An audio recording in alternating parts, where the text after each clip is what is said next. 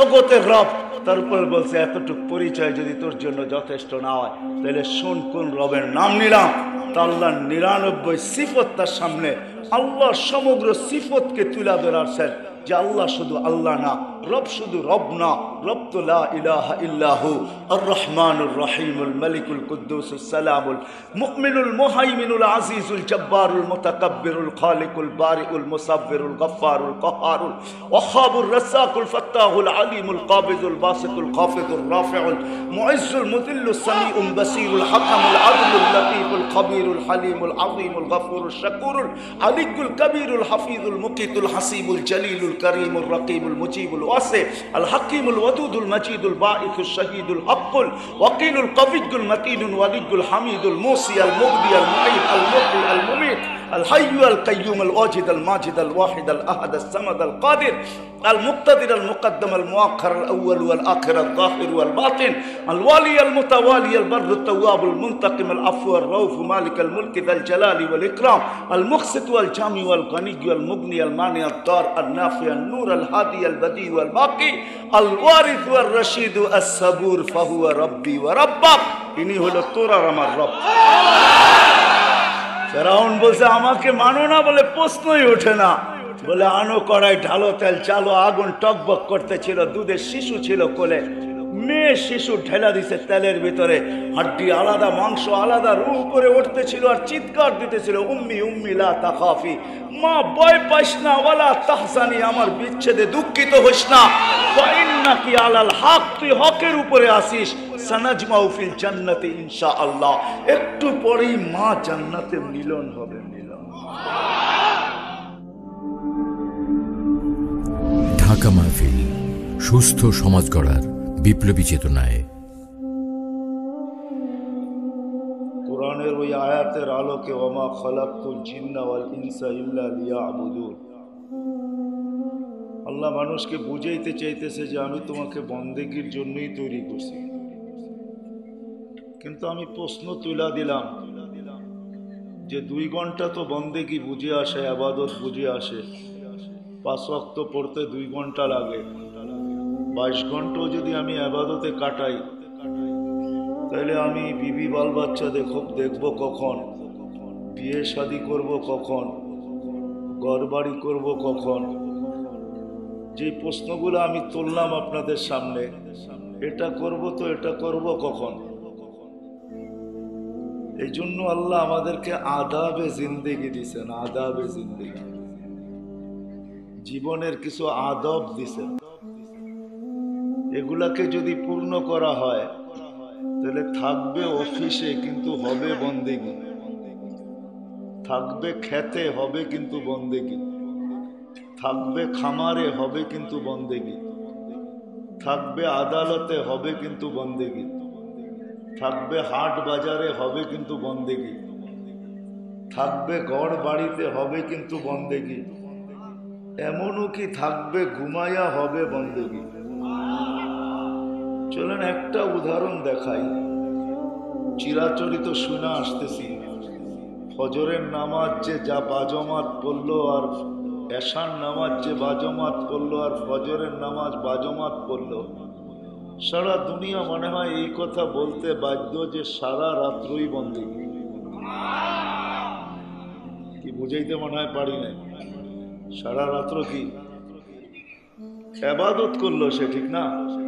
কিন্তু আসলে কি ইবাদত করলো? আসলে তো সে ঘুমাই ছিল, ঠিক না?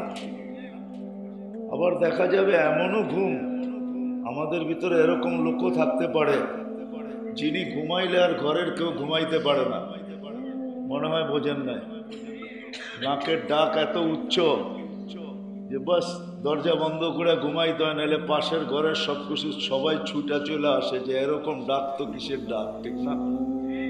কিন্তু সে কিন্তু সারা রাত্র নাক ডেকে ঘুমাইছে, তার আওয়াজে সবাই অতিষ্ঠ ছিল, কিন্তু ঘুম যখন পুরা হয়েছে আজানের আওয়াজ তাকে উঠায়া দিছে, কাপড় চোপড় নিয়ে মসজিদের দিকে ছুটছে, বাজামাত নামাজ পড়ছে, তো সারা দুনিয়ার ওলামা বলতে বাধ্য যে সারা রাত্র ছিল তো ছিল বন্দেগী, সারা রাত্র ছিল তো ছিল বন্দেগি কেন? সে আদাবকে লক্ষ্য করছে, আদাবকে পূর্ণ করছে। আদাব এটাই ছিল, এসা পড়ো, ঘুমায়া যাও, ফজর বা জামাত পড়ো। আপনি বলবেন তাহাজ্জুদ তো পড়ে নাই, তাতে কি আসে যায়? পড়ে নাই তাহাজ্জুদ, পড়লে এক্সট্রা পাইতো, সেটা পায় নাই। কিন্তু সারা রাত্রের বন্দেগি তো পাবে না, পাবে না? হ্যাঁ, তাহলে এটাই আমি আপনাদেরকে দেখাইতেছিলাম। আমি এখনো কথা শুরু করি নাই, কিন্তু কথা এখনো শুরু হয় নাই। যে এই পরিবেশটা তো ডেলি হয় না, এই আয়োজনটাও ডেলি হয় না, বৎসরে একবার হয়। বিদায় এটারও একটা আদাব আছে। এটা যদি পুরা করি, তাহলে যেই কথাগুলো এখান থেকে যাবে ওগুলো আমাদের দিলে গাঁথবে, আর এইখান থেকে যা পাওনার তাও আমি পাবো। আজকে এই মজমার চতুর্দিকে যে দোকানপাট মেলা বসছে, এটা কিন্তু প্রতিদিনই কোথাও না কোথাও বসে। এমন না যে বৎসরে এখানেই একদিন বসছে আর কোনোদিন বসবে না, এরকম না। প্রতিদিন দেখবেন এরকম মেলা কোনো না কোনো জায়গায় অবশ্যই বসে। কারণ আমরা তো আপনাদের এই হাইওয়ে দিয়া কমসে কম যাওয়া হয় অনেক, ময়মনসিংহে তো যাইতে আসতে দেখি যে প্রতিদিন সকাল দুপুর বিকাল এই দুই রোডের পাশে কতই না কিছু নিয়ে মানুষ বসে, ঠিক না? কিন্তু এই পরিবেশটা কিন্তু প্রতিদিন হবে না, বৎসরে একবারই। আল্লাহ মাদ্রাসাওয়ালাদেরকে জাযায়ে খায়ের দেখ, সাথে সাথে এই মাদ্রাসার পরিচালকদেরকেও জাযায়ে খায়ের দেখ, যারা বৎসরে এলাকার বাসীর জন্য এরকম একটা পরিবেশ উপহার দিছে। বিদায় আমাদেরকে ঘোরাঘুরির চেয়ে এইখানের যে আদাব আছে এটা যদি পূর্ণ করতে পারি, কেননা এই মজলিস কিন্তু একটু পরেই ফেরেশতা দ্বারা বেষ্টিত হবে, রহমত দ্বারা ঢাকা হবে, সাকিনা নাজিল হইতে থাকবে, আল্লাহর ওইখানে আলোচিত হবে, আল্লাহর কাছে আলোচিত হবে। বিদায় এবার আপনি সিদ্ধান্ত নিতে হবে যে আমি ফেরেশতার বেষ্টনীর ভিতরে থাকবো না বাহিরে থাকবো, আমি রহমতের ভিতরে থাকবো না বাহিরে থাকবো, আমি সাকিনা যেখানে নাজিল হয় ওইখানে থাকবো না বাহিরে থাকবো। আমার আলোচনা আল্লাহর কাছে হোক ইয়া না হোক, কেন আল্লাহ এখানে স্বাধীনতা দিয়েছেন, আর বেশি দেন নাই, মাত্র 5টা স্বাধীনতা দিয়েছেন, আর কোনো স্বাধীনতা আল্লাহ আমাদেরকে দেন নাই। আপনি বলবেন কোনো স্বাধীনতা না, না মা বাবাগত স্বাধীনতা, না ভাষাগত স্বাধীনতা, না বর্ণগত স্বাধীনতা, না দেশগত স্বাধীনতা, যে তুমি দুনিয়াতে কোন দেশে যাবে এই স্বাধীনতা আল্লাহ দেন নাই, বংশগত স্বাধীনতাও দেন নাই। যদি দিতেন তাহলে তো আমাদের অবস্থা অন্যরকমই হইতো। যদি বর্ণগত স্বাধীনতা দিতেন আমরা সবাই টিউবলাইটের মতো সুন্দর হইতে চাইতাম। ভাষাগত স্বাধীনতা যদি দিতেন আমরা সবাই বলতাম ইংলিশ ভাষা নিব, বাংলা ভাষা নিব, তো নিব কেন, ঠিক না? কেন আমাদের সমাজে সবচেয়ে দামি ভাষাই তো ইংলিশ, ঠিক না? ইংলিশ বললে মানুষ খুব দাম দেয়, এই জন্য আমরা সচরাচর দেখেও থাকি বাংলা বলতে বলতে মধ্যখানে ইংলিশ শব্দ বলে বুঝাইতে চায় যে আমি ইংলিশ জানি। রাগ হয় না, বোঝানোর জন্য বলতেছি। তো ভাষাগত স্বাধীনতা বর্ণগত দেন নাই, ভাষাগত দেন নাই। যদি দেশগত স্বাধীনতা আল্লাহ দিতেন আপনি আর আমি বাংলাদেশে জন্ম নিতাম না, আমরা বলতাম উন্নত দুনিয়ায় জন্ম নিব। নাইলে কেউ তো বলেই ফেলতো যে আমেরিকাতে জন্ম নিব, কানাডায় নিব, অস্ট্রেলিয়ায় নিব, জাপানে নিব, ইউরোপে নিব। বাংলাদেশের নাম মনে হয় কেউ নিত না। আর আফ্রিকার প্রথম মানুষও এখানে থাকতো না, কেন আফ্রিকায় কেউ যাইতেই চাইতো না, কেন গেলেই তো কালো, ঠিক না? পুরাটা দেশের মানুষই তো কালো, ঠিক না? না রং না ঢং, রঙও নাই ঢংও নাই। আমাদের তো আলহামদুলিল্লাহ কালো হইলেও একটা ঢং আছে। আবার আমাদের দেশে প্রবাদ বাক্য আছে, নদীর জল কালো ভালো, ঠিক না? ঠিক না? ও নদীর জল গোলাও ভালো, জাতের মেয়ে কালো ভালো। কিন্তু ওই দেশে তো এই প্রবাদ বাক্যও নাই, কেননা রঙও নাই, ঢংও নাই। তো আল্লাহ বর্ণগত স্বাধীনতা দেন নাই, দেশগত স্বাধীনতাও দেন নাই। মা বাবাগত স্বাধীনতা যদি আল্লাহ আমাদেরকে দিতেন, তাহলে আমার বিশ্বাস আমরা আমাদের মা বাবার কোলে আসতাম না। আমরা তো সারা দুনিয়া টোকাইতে থাকতাম কোন মা বাবার কোলে আসতে দেরি, সোনার চামচ মুখে আসতে দেরি না। কি বলেন? সত্য তো? আপনারও কি আপনাদের মা বাবাকে নির্বাচন করতেন?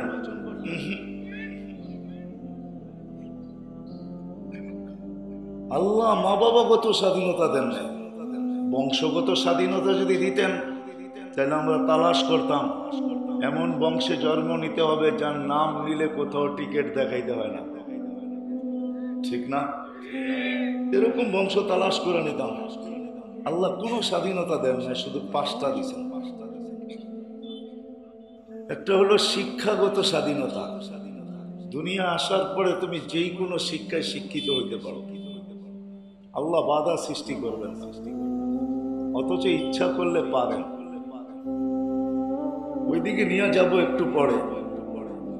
দ্বিতীয় স্বাধীনতা দিয়েছেন আল্লাহ পেশাগত, যেই কোনো পেশায় পেশাজীবী হতে পারো, যার কারণে কেউ দুধ বেচেও মদ খায়, কেউ মদ বেচেও দুধ খায়। সম্ভব এই জন্য যে আল্লাহ পেশাগত স্বাধীনতা দিয়েছেন সবাইকে, আল্লাহ বাধ্য করেন না। তৃতীয় স্বাধীনতা দিয়েছেন আল্লাহ মত আদর্শগত, যেই কোনো মত আদর্শে আদর্শবান হইতে পারে। আল্লাহ আজকে কিচ্ছু বলবে না, কারণ আল্লাহ স্বাধীনতা দিয়েছেন। কতদিন এটাও বলে দিয়েছেন, ইদা আজালিম মুসাম্মা, একটা নির্দিষ্ট সময় পর্যন্ত, তারপরে না। এটাও বলে দিয়েছেন ওই নির্দিষ্ট সময় আসতে দেরি, তোমার উপরে থাবা আসতে দেরি হবে। যেদিন নির্দিষ্ট সময় তুমি পা দিয়া দিবে সীমা রেখায়, তোমার উপরে থাবা চলে আসবে। যদি আমি বলি যে আমি যদি লাইফ সাপোর্ট মেশিনের ভিতরে থাকি, তা আল্লাহ বলে ওইখান থেকে উঠে নিয়ে আসবো, ওটা শুধু সান্ত্বনার মেশিন বানায় দেব। যেমন লাইফ সাপোর্ট মেশিনে যে যায় সেও ভাবে হয়তো ফেরত আসবো না, যারা দেয় তারাও ভাবে মনে হয় আর আসবে না। ডাক্তারও ভাবে কতটুকু রাখতে পারবো জানি না, কেননা সীমারেখা যদি ওইটার ভিতরেও আসে, অথচ ওটার নাম লাইফ সাপোর্ট, লাইফকে সাপোর্ট দিবে, কিন্তু ওইখানেই মানুষ মারা যায় বেশি। শতকরা 2-4-10 জন ফিরে আসে, 90 জনই ওইখানে চলে যায়। চলেন লাইফ সাপোর্ট যদি বুঝে নাও আসে, তো আল্লাহ বলে সীমা রেখা আসতে দেরি, থাবাল দিতে দেরি করবো না। ওয়ালাউফি বুরুজিন মুশাইয়্যিদা, যদিও তুমি লোহার প্রাচীরের ভিতরে থাকো। এটার অনেকগুলো অর্থ হইতে পারে। চতুর্দিক যদি শুধু বেষ্টনী আর বেষ্টনী হয়, পাহারা আর পাহারা, মেশিন আর মেশিন, সিসি ক্যামেরা আর সিসি ক্যামেরা, আল্লাহ বলে যত ধরনের প্রোটেকশন নিতে চাও নিতে পারো, কিন্তু থাবা আসতে দেরি, আমরা উঠাইতে দেরি করি। সত্য তো? আল্লাহ বলে তোমাকে আমি ওইখান থেকে উঠে আনিব। তো আল্লাহ মত আদর্শগত স্বাধীনতা দিয়েছেন, আজকে কিচ্ছু বলেন না। যদি বলতেন, ওই দিকে আমি চাইতে চাই না। চতুর্থ স্বাধীনতা দিয়েছেন আল্লাহ সোসাইটিগত, সমর্থ থাকলে দুনিয়ার যেই কোথাও বাস করতে পারো, কিন্তু আপনার কাছে সমর্থ থাকতে হবে। বোঝেন তো? কি বোঝেন? টাকা থাকতে হবে।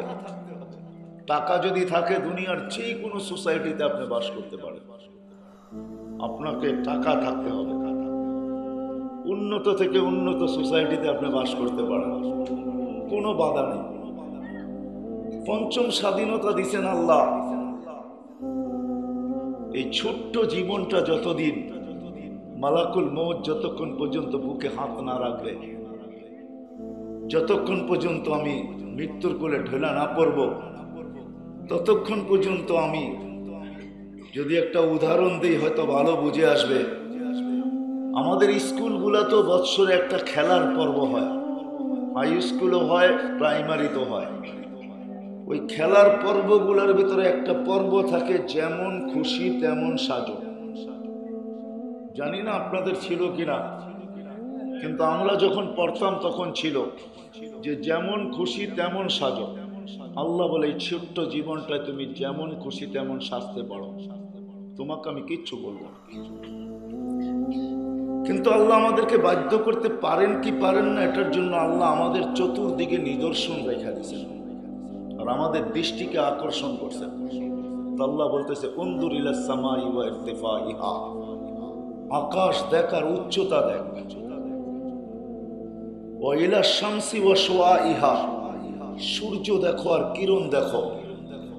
ওয়া ইলাল বিহারি ওয়া আমওয়াজিহা, সমুদ্র দেখো আর তরঙ্গমালা দেখো।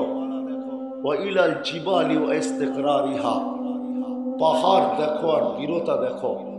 ওয়া ইলাল আরদি ওয়া ইত্তিসাইহা, জমিন দেখো আর প্রশস্ততা দেখো।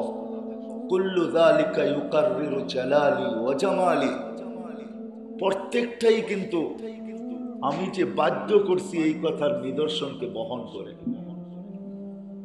আকাশ এইভাবে নিদর্শন বহন করে, আল্লাহ নিজেই বলছে তারাউনাহু বিগাইরি আমাদ, কোথাও তুমি খুঁটি খুঁজে পাবে না। আবার একটাও না, সাবা সামাওয়াতিন তিবাকা, একের পর এক সাতটা। আমি এটাকে বাধ্য করছি কিসের মাধ্যমে, এটাও আল্লাহ নিজে বলছেন ওয়াযাতু আমরি আলাল সামাওয়াতি ফাস্তাকাররাত, আমি আকাশের উপরে হুকুম রাখতে দেরি, এটা স্থির হতে দেরি হয় না। শুধু এতটুক না যে আমাদের গ্রামের পরেই আকাশ শেষ হয়ে গেছে, এতটুকু না যে আমাদের দেশের পরেই আকাশ শেষ হয়ে গেছে, এতটুক না যে আমাদের দুনিয়ার বাহিরে গেলেই আকাশ শেষ হয়ে গেছে। না না না, আপনাদের বিজ্ঞান এটা বলে না, কোরআনও এটা বলে না। এটার বিশালত্ব এতটুকু, লা ইয়ালামু তাওলুহা আরদুহা ইল্লা হু, আল্লাহ ছাড়া লম্বা পাশ কেউ জানে না। ওয়ালা নবিয়্যুম মুকাররাব, নবিয়্যুম মুরসাল, কোন নবীও জানেন না। ওয়ালা মালাকুন মুকাররাব, কোন নিকটতম ফেরেশতাও জানেন না। শুধু একমাত্র আল্লাহ জানেন লম্বা কতটুকু, পাশ কতটুকু। হ্যাঁ, কিছু তথ্য আমাদের কাছে আছে। আমাদের জমিন থেকে আকাশ 500 বৎসর দূরত্বে, এক একটা আকাশ মোটা হইল 500 বৎসর রাস্তা, এতটুকু মোটা। এতটুকু তথ্য আছে, প্রত্যেকটা একরকম বড় না।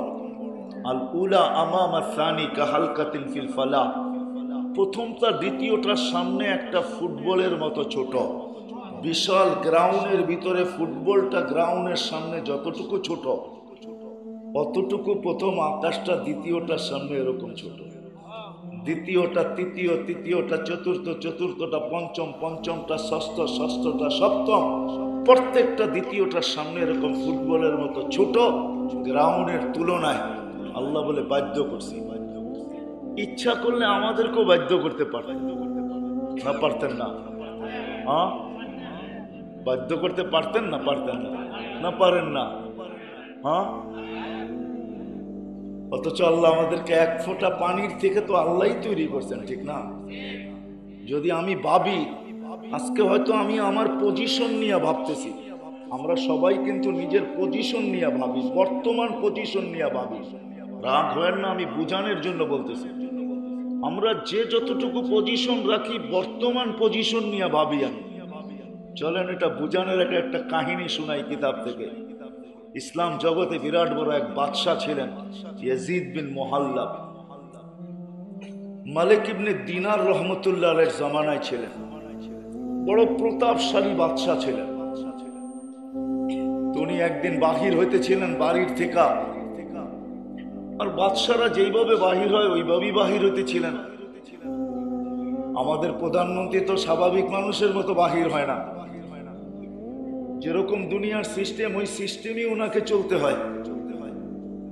তো উনি ওই সিস্টেমই বাহির হইতেছিলেন। তো দূর থেকে এক উঁচু জায়গার থেকে মালিক ইবনে দিনার রহমতুল্লাহ আলাইহি দেখতেছিলেন। তো তো চোখে চোখ যখন পড়ছে তো মালিক ইবনে দিনার রহমতুল্লাহ আলাইহি একটু বেকা চোখে দেখছেন। তো বাদশার এই দেখা ভালো লাগে না, তো উনি ডাইকা পাঠাইছেন এদিকে আসো।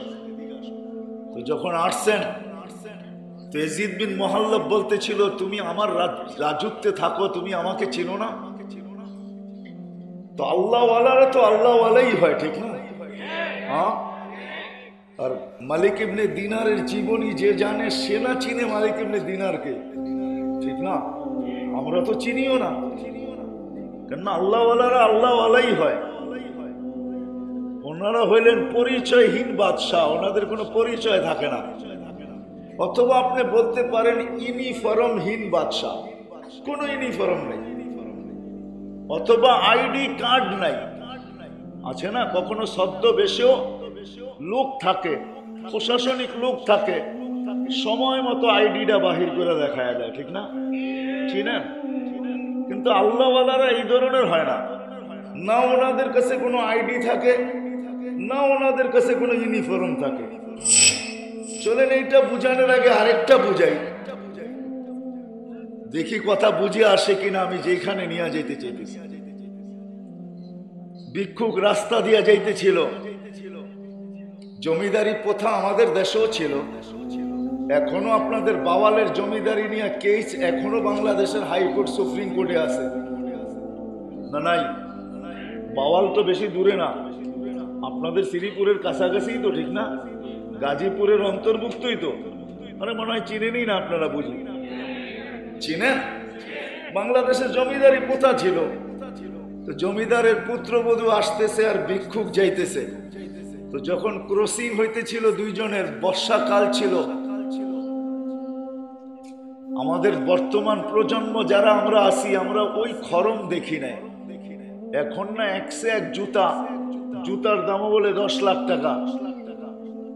এখন মাথায় দেয় না পায়ে দেয় এটা তো আমি জানি না, কিন্তু জুতার কথা শুনে মনে হয় এটা পায়েই দেয়, কারণ এটা তো আর মাথায় দেওয়া যায় না। কিন্তু আগে যারা বুড়া আছে এরা বলতে পারবে খরম ছিল, ঠিক না? যখন রাস্তা দিয়া চলতো বর্ষাকালে, তো পিছন দিয়া প্রিন্ট হইতে থাকতো, প্রিন্ট। তো ভিক্ষুক যাইতেছিল, জমিদারের পুত্রবধূ আসতেছিল।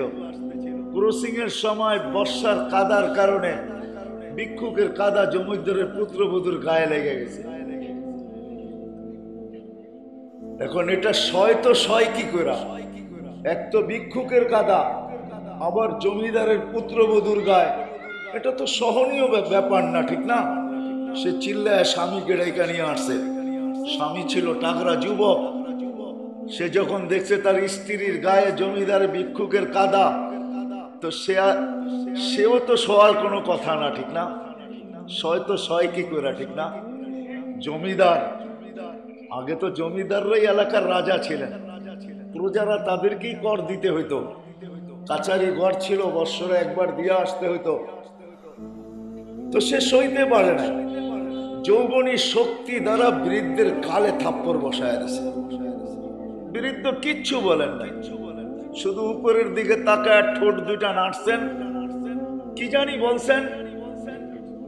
ইমাম গাজালি রহমতুল্লাহ আলাইহি যদিও তার কথাগুলাকে অক্ষরে আবদ্ধ করছেন, সে উপরে দেখা বলতেছিল, ইয়া মান লা তারাহুল উয়ুন, ও আল্লাহ তোকে তো চোখে দেখা যায় না, ওয়া তারা কুল্লা শাই, তুই তো সব দেখিস।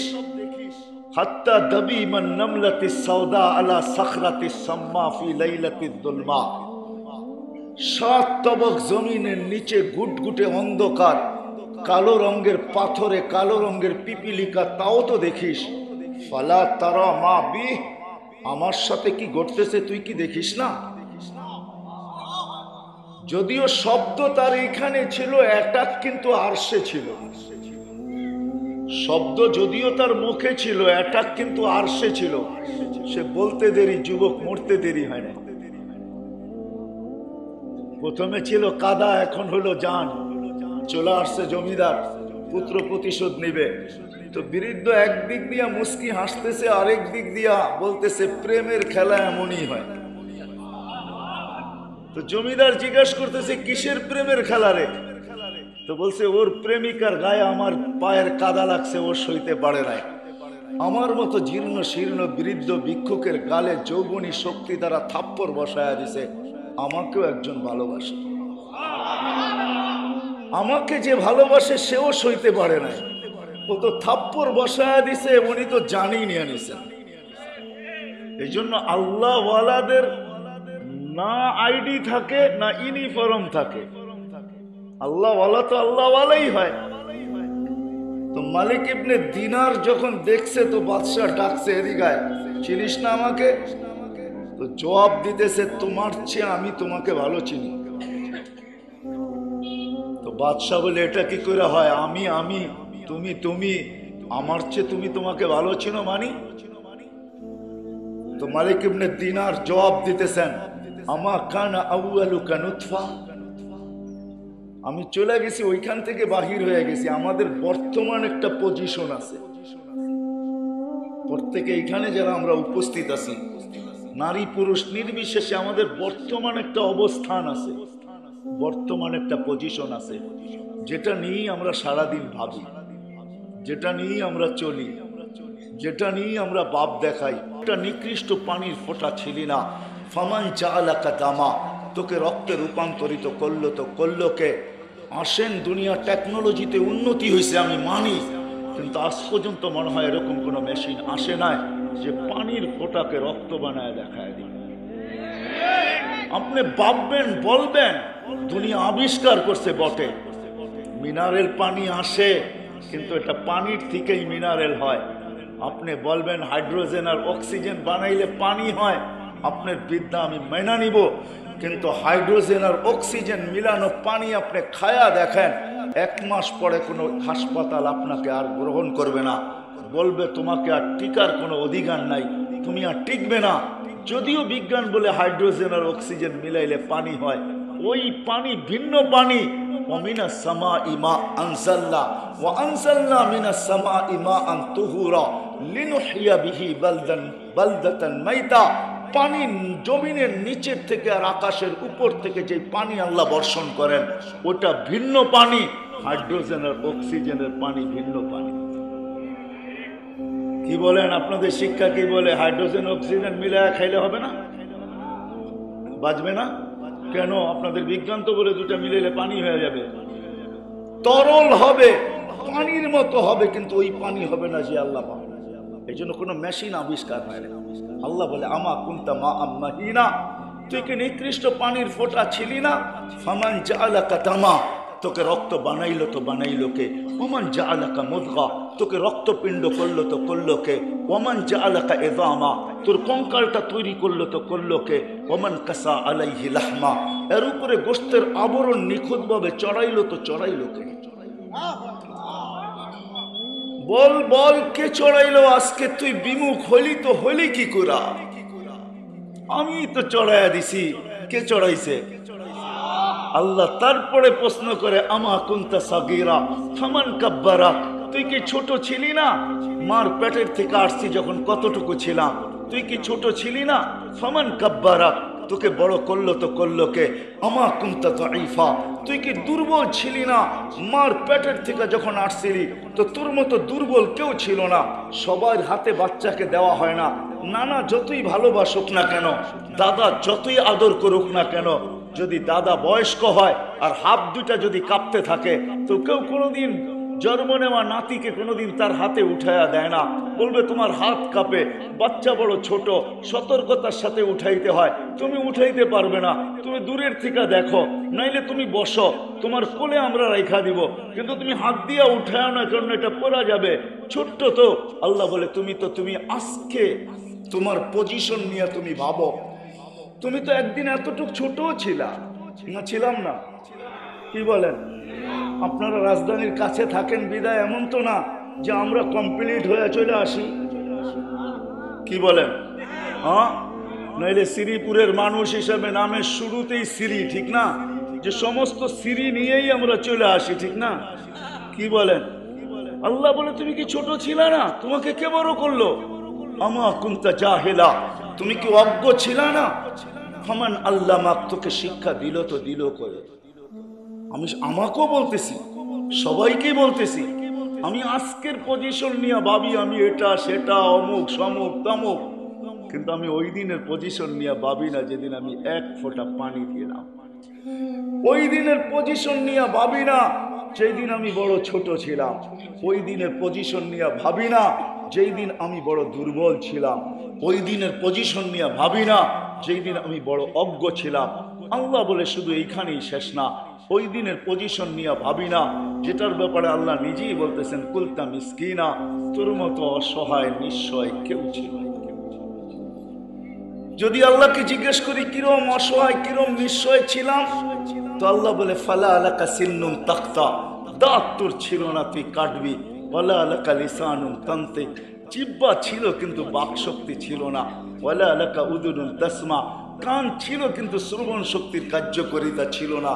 ওয়ালা আলাকা আইনুন তানদুর, চক্ষু ছিল কিন্তু দৃষ্টিশক্তির কার্যকারিতা ছিল না।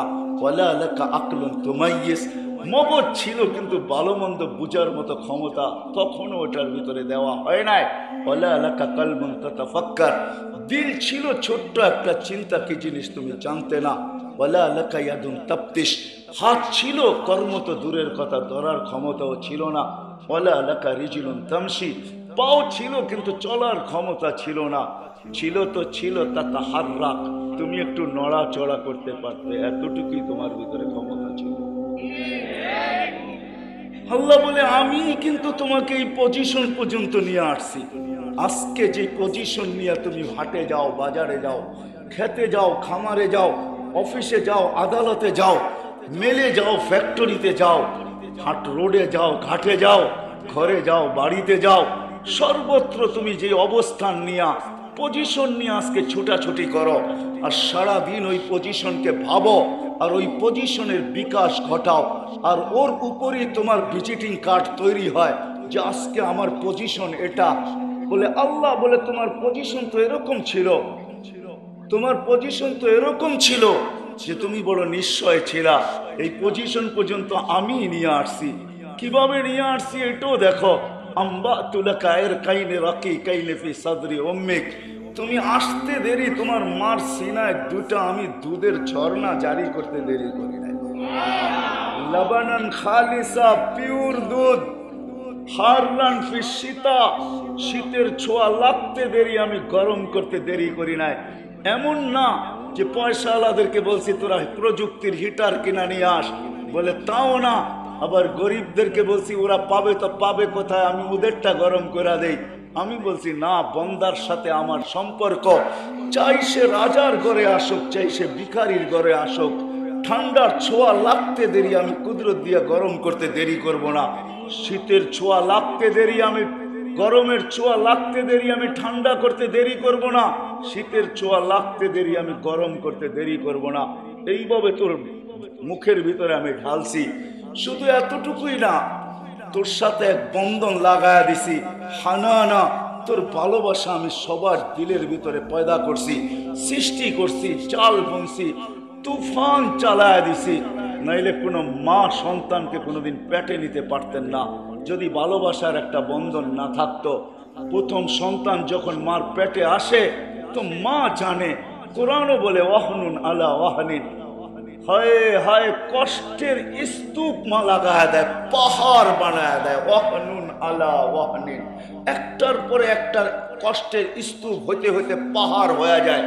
ইমাম গজালি রহমতুল্লাহ আলাইহি বলেন 10 মাস মা সন্তানকে পেটে নিয়ে যে কষ্টটা করে, এটাকে যদি দুনিয়ার যান্ত্রিক কোনো রূপ দেওয়া যেত, দুনিয়ার যন্ত্রের মতো কোনো রূপ দেওয়া যেত, আর দুনিয়ার কঠিন পাথরের পাহাড়ে যদি নিক্ষেপ করা হইতো, তো লান শাক্কাল জিবাল, পাহাড় টুকরা টুকরা হয়ে যেত। কিন্তু মা ওটাকে সহ্য করে, কিন্তু মাঝে মাঝে মুস্কি মুস্কিও হাসে। সবাই যদি জিজ্ঞাসা করে এত কষ্ট আবার হাসি, তো মা বলবে কলিজার টুকরার চেহারা দেখতে দেখি বাকিটুক ভুলতে দেরি হবে না। আল্লাহ বলে তোমার জন্য ভালোবাসার জাল আমি বলছি। এইভাবে তোমাকে আমি একটা পজিশনে নিয়ে আসছি। যদিও আজকে তুমি পজিশনের পরিচয় দিয়েই চলো, বিদায় আমি শেষ জায়গায় চলে আসছি। ও মেরে দোস্ত, ওই জিনিস থেকে আল্লাহ আমাদেরকে এই পর্যন্ত পৌঁছাইছেন। স্বাধীনতা আমাদেরকে বেশি দেন না, অল্পই দিছেন, অল্পই দিছেন। ইচ্ছা করলে আমাদেরকে বাধ্য করতে পারতেন, কিন্তু আল্লাহ আমাদেরকে বাধ্য করবেন না। আল্লাহ আমাদেরকে বুঝাইতে চান, এই জন্যই আল্লাহ আমাদেরকে বুঝান। জীবনটাও লম্বা দেন নাই, ছোট্ট একটা জীবন দিয়েছেন। 60 সানা ও 70 সানা আল্লাহর রসুলের ঘোষণাকৃত, আমার উম্মতি বাইনা 60 ও 70, আমার উম্মত 60 পাবে অথবা 70 পাবে। এর চেয়ে বেশি যারা পাবে তাদেরকে হাতের করে প্রত্যেক এলাকায় গোনা যাবে। 70-এর উপরে যারা, তাদেরকে গোনা যায়। সারা দুনিয়ায় করায়ু কারোই 70-এর উপরে কোনো দেশের আছে কিনা আমি জানি না, আপনাদের হয়তো জানা থাকতে পারে, কিন্তু সারা দুনিয়া রিচার্জ করলে দেখা যাবে 70-এর মতোই সারা দুনিয়ার করায়ু শেষ হয়ে যায়। বিদায় আমাদেরকে চলে যেতে হবে। আমি শেষ জায়গায় চলে আসছি, আর লম্বা করবো না। বিদায় আমাদের এই ছোট্ট জীবনটাকে চলা তো যেতে হবে, এতে সন্দেহ নাই, চলা যেতে হবে। আর এটা শুধু উক্তি আর যুক্তি না, এটা আমরা অভ্যস্ত, এটা আমরা চোখে দেখি, এটা আমরা শুধু থিওরিক্যাল না, এটা প্র্যাকটিক্যাল আমাদের জানা আছে যে আমাদের চলে যেতে হবে। এটাই সত্য। যদি চলে যেতে না হইতো তাহলে প্রত্যেক এলাকার ভিতরে হাজারো মানুষের কবরের অস্তিত্ব কোনোদিন পাওয়া যেত না। তাহলে বোঝা গেল এটা কোনো থিওরি না, এটাই বাস্তব। চলে যেতে হবে, যে আসছে সে চলে যাবে। আজ যাক আর কাল যাক, আসার সিরিয়াল আল্লাহ রাখছেন, কিন্তু যাওয়ার সিরিয়াল আল্লাহ রাখেন নাই। কেননা আল্লাহ এটাও আমাদেরকে জানায়া দিছেন।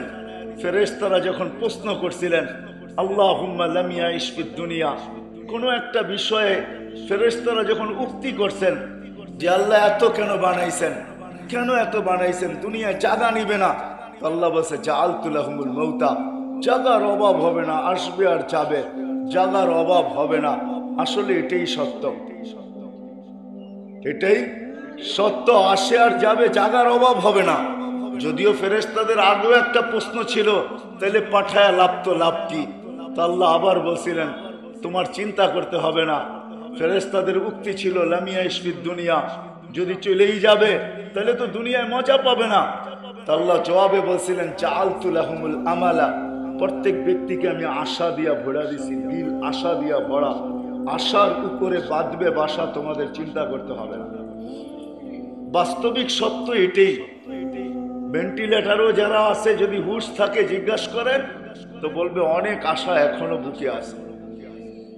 কেননা আমরা আশা নিয়েই বেঁচে থাকি। বিদায় যে আসছে তাকে চলে যেতে হবে, এখানে থাকার সুযোগ কারণে। কিন্তু নারী হই, পুরুষ হই, যুবক হই, বৃদ্ধ হই, এই ছোট্ট জীবনটাকে গ্রহণযোগ্যতা পর্যন্ত পৌঁছাইতে হবে। কার কাছে? দুনিয়াতে না।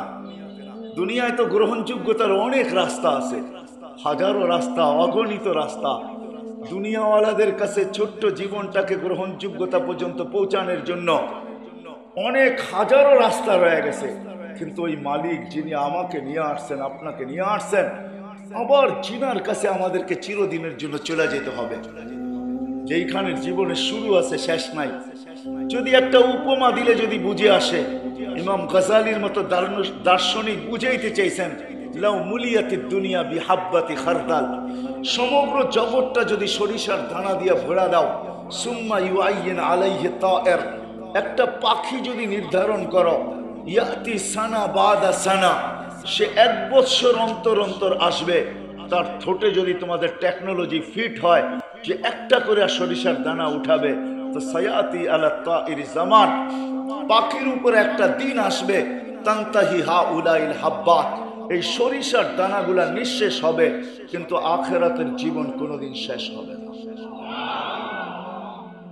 বিদায় গ্রহণযোগ্যতা আল্লাহর কাছে, দুনিয়ার মানুষের কাছে না। মানুষের কাছে গ্রহণযোগ্যতা পাওয়ার জন্য হাজারো পন্থার রাস্তা আছে, এটা আমার আলোচনার বিষয় না। আমার আলোচনার বিষয় হলো আমাদের সবাইকে চলে যেতে হবে। নিয়ে আসছেন আল্লাহ, কিন্তু আল্লাহর কাছে গ্রহণযোগ্যতা পর্যন্ত নিজেকে পৌঁছাইতে হবে। অথবা অন্য শব্দে বলতে পারেন, আল্লাহর কাছে পরিচিত হইতে হবে, আল্লাহর কাছে পরিচিতিওয়ালা হইতে হবে, আল্লাহর রসুলের কাছে পরিচিতওয়ালা হইতে হবে। আমি প্রথমে আল্লাহর কাছেই বলি, আল্লাহর কাছে পরিচিতওয়ালা হইতে হবে, আল্লাহর কাছে পরিচয়ওয়ালা হইতে হবে, পরিচিতিওয়ালা হইতে হবে, ইজ্জতওয়ালা হইতে হবে, সম্মানওয়ালা হইতে হবে। মেরে আজিজো, দুনিয়ার মানুষ হাজারো জিনিস দেখে, দেখতে দিন যাইতেছে, দেখার মাত্রাও বাড়তেছে। আগে মানুষ একটা জিনিসই দেখতো, আর ওই প্রবাদ বাক্যের উপরেই চলতো। মানুষ আগে বংশ দেখতো বিয়ে শাদিতে, এখন আদৌ বংশ মানুষ দেখে না। এখনো একটা জিনিসই মানুষ দেখে, সেটা ওইখানে ছিল বংশ দেখতো। আর এখন মানুষ শুধু টাকা দেখে, কার কাছে টাকা আছে, ঠিক না? চেঞ্জ হয়ে গেছে। মানুষ হাজারো জিনিস দেখে, ওগুলো আমি গণাইতে চাই না যে মানুষ দুনিয়ায় কত জিনিস দেখে। মানুষ দুনিয়া হাজারো জিনিস দেখে। আল্লাহ পরিচয় পরিচিতির জন্য কিচ্ছু দেখেন না, একটা জিনিসই দেখেন। দুনিয়ার কোনো কিচ্ছু দেখেন না, না পেশা দেখেন, না বংশ দেখেন, না বর্ণ দেখেন, না সোসাইটি দেখেন, না যোগ্যতা দেখেন, না টাকা দেখেন, না পয়সা দেখেন, না রূপ দেখেন, না গুণ দেখেন, কিচ্ছু আল্লাহ দেখে না। যদি এরকমই হইতো, আল্লাহ যদি বংশ দেখতেন। দুনিয়ার ইতিহাসে একজন ব্যক্তি আছে, দুনিয়া একটা মানুষের ভিতরে যা কিছু চায় সব কিছু দুনিয়ার একটা ব্যক্তির ভিতরে একত্রিত পাওয়া যায়। যেমন আল্লাহর রসুলের কোনো দ্বিতীয় নাই, সানি নাই। আল্লাহর সৃষ্টির ভিতরে যিনি একজন, যিনি একক একজন, ঠিক না? কি বলতো না? হ্যাঁ, এরকম আবু তালেবও একজন। ওনার জীবনী আপনাকে পড়তে হবে, তাহলে আপনি বুঝবেন আবু তালেবকে। চলেন এগুলা সবই বাদ দেন। যেই নবীর ইশারা পাইলে ভাগ্য খোলে, ইশারা পাইলে, ইশারা কি ইশারা বোঝেন? এরকম ইশারা করছেন। ওরা আমাদেরকে জিজ্ঞাসা করেন হাদিসে দাব, আল্লাহর রসুল গুইসাবের দিকে ইশারা করছেন, আইয়ুহাদ দাব। বলতে দেরি, সে জীবিত হইয়া মাথা উঁচা করে আরবি ভাষায় চিৎকার দিতে দেরি করে নাই। তার চিৎকারটা কি ছিল? লব্বাইক ওয়া সাদাইক ইয়া যাইনা ওয়াফা ইয়াউমিল কিয়ামা। ও দুজাহানের বাদশা, আপনার ইশারা হইতে দেরি, আমার ভাগ্য খুলতে দেরি হয় নাই। আমার ভাগ্য খুলে গেছে, যার ইশারা পাইলে ভাগ্য খোলে। আর যার রক্ত আবু তালেবের ভিতরে আছে, একই ব্লাড কানেকশন, একই রক্তের, দুইজনের রক্তের বন্ধনে আবদ্ধ, চাচা, আপন চাচা, রক্তের সম্পর্ক। যদি ইশারায় ভাগ্য খোলে তো আবু তালেবের খুললো না, তো খুললো না কেন? বুঝান আমাকে। আল্লাহ বংশ দেখেন না। আবু তালেব হাশিমি, আবু তালেব কুরাইশি। হায় হায়, কেমনে আপনাদেরকে আমি বুঝাবো? আমি যদি এখন মক্কায় থাকতাম আর আপনারাও থাকতেন, তো আমি দেখাইতাম আবু তালেব কোথায় জন্ম নিয়েছে। আমি ওই জায়গা চিনি। আবু তালেবের ঘরটা কোথায় ছিল ওটাও আমি চিনি। সে মারা গেছে কোন জায়গায় ওটাও আমি চিনি। তিনোটা এখন মাতাফের ভিতরে চলে আসছে। তোয়াফের জায়গা প্রসারিত করার কারণে ওটার ভিতরে চলে আসছে। আমি আবু তালেবের কবরও চিনি এখনো, তার কবরটা কোথায় রাখা এটাও চিনি। ওই কবরটা যেই কবরস্থানে, ওটাকে ওলামারা জান্নাতুল মুআল্লা বলে। উপরের জান্নাত মক্কার কবরস্থান, উপরেরটা জান্নাতুল মুআল্লা, এটাকে উপরের জান্নাত বলে। ওইখানে তার কবরটা রাখা, কিন্তু আল্লাহর কাছে কোনো পরিচয় পরিচিতি নাই, কোনো পরিচয় নাই, পরিচিতি নাই। অথচ আরেকটা দেখেন, ফেরাউনের বাড়িতে কাজের বুয়া।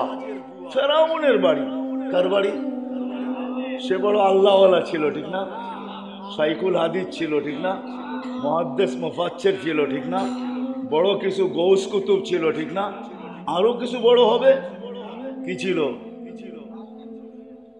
শুধু কাফের না, এটা বললে ভুল হবে, সে কাফের ছিল।